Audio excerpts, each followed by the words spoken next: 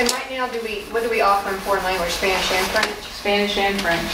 Through What, Spanish like 3, 1, 2, or- we would have offered French 3. We had 12 kids to take French 3, which we would have offered, even if we had to teach it in conjunction with French 2, but we're not going to do that. We've got to force more kids into French 2.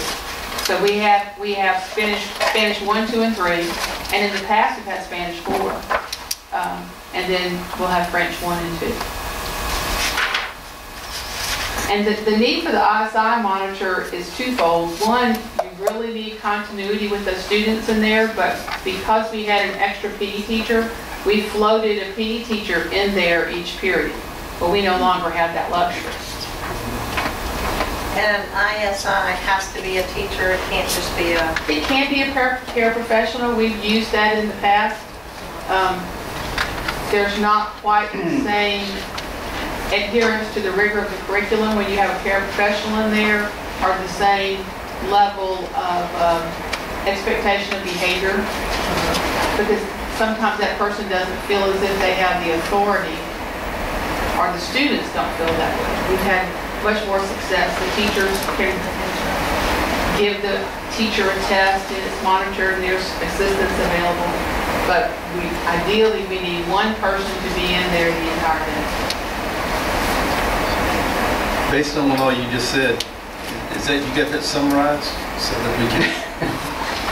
She needs a... Because I'm following you, but it just.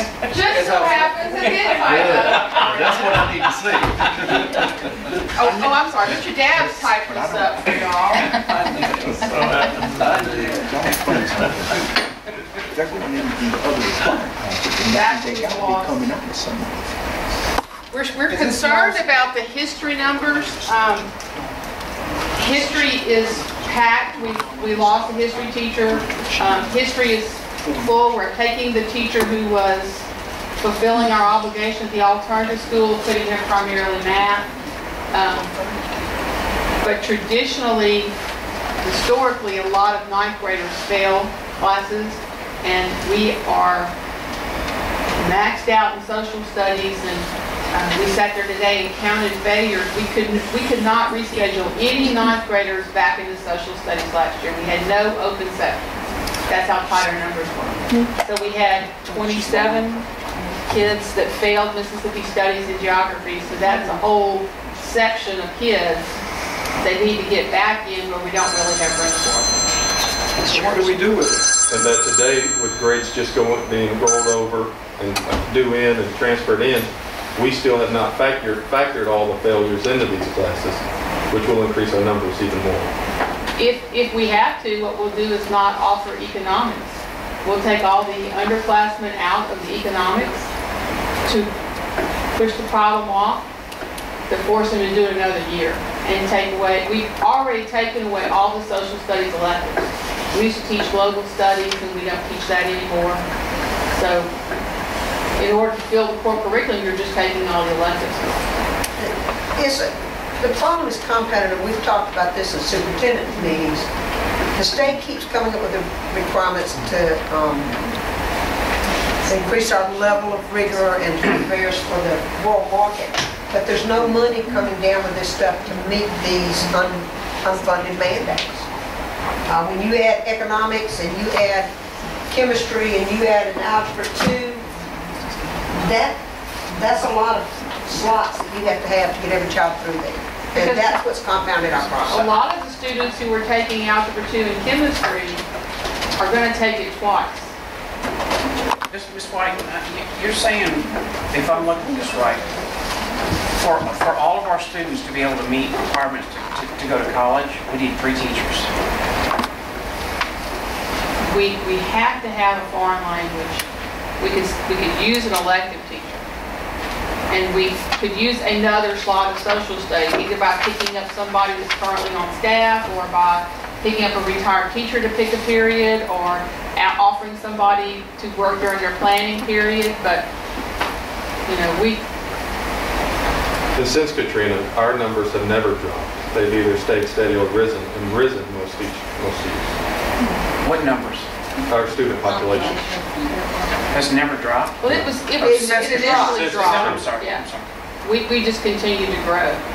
Last year, we had 8 tuition students who came just for choir. They left their schools in the middle of the year just for choir. Well, that's 40,000.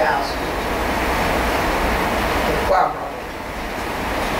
So I don't anticipate our numbers going down. Well, I hope so. No. So Whatever. anyway, We have to invest in the future of our kids. I mean, you know. you need to see, and we, like I said, I spent over an hour with them this morning trying to figure out a master schedule. The 3 of us sitting down, and it's a problem. And we need the numbers on the failures because that's going to tell us exactly where we stand. And it's those kids who failed last year, we weren't able to schedule back into it. Which that's what the guidance council were finishing up this afternoon. We know the failures. So, I guess, so what's the point, what are y'all asking of us tonight? When you're considering budget, when you're looking at how much money you're gonna, give us, part of what the principals, administrators talked about was what could we sacrifice in order to meet the budget crunch. And what I had said to Ms. Hamilton was, if you can't replace Gail Sheridan, and if you can't, then we understand that, we'll live with it. But as you start looking at the numbers and the growth we've had, it's just going to put us in a real critical position. When you're telling kids who have to have 2 years of foreign language, we can't give it to you, that's not meeting their needs. Yeah, but we don't have all the pieces yet, because the other part of this is the failures. We know how many failures that we have. We just don't, you can't, in the middle of July, we can look and tell you where the overload's going to be, but without them going through every person's schedule and seeing, had they requested it, can they get in there, you can't tell. I don't know how to explain it to you, but they've got to go back through every child and try to see what they failed last year, what they can get rescheduled back into, and then it's a factor of, can you actually fit them in there? What can you fit in? And by the time you get to that point, we've already set the budget. Correct.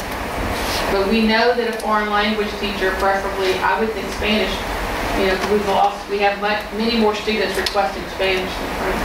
Can we, just as a suggestion to throw this out from where we're at right now, on these areas of concern, like you said, a lot of teachers have their 6th period that they could possibly elect to try to sit in on.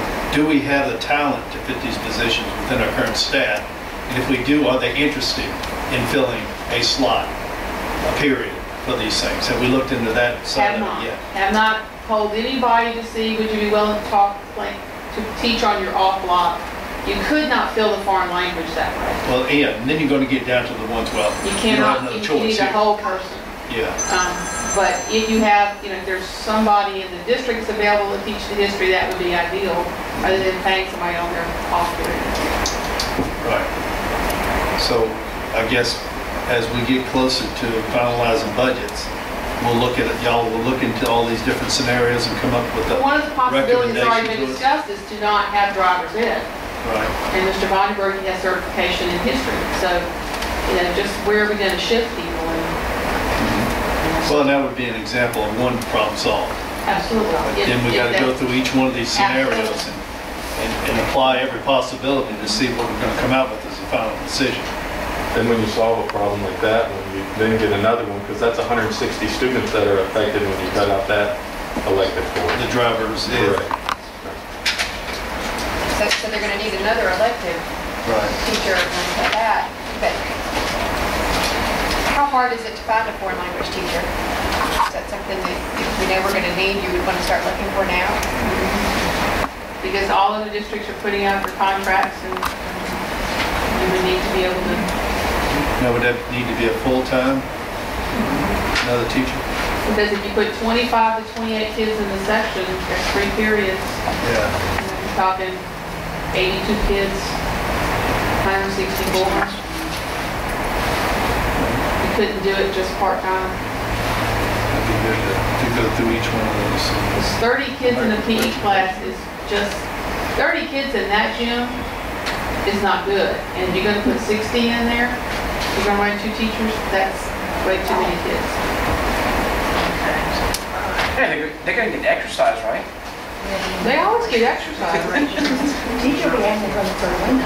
And that's a conservative number, because all students have to have a PE requirement as well now. Yeah, I understand. I wasn't making light of it, it's just 60 kids in a gym, might be fun. All right, at this point, I'd like to adjourn the work session, go into the regular session.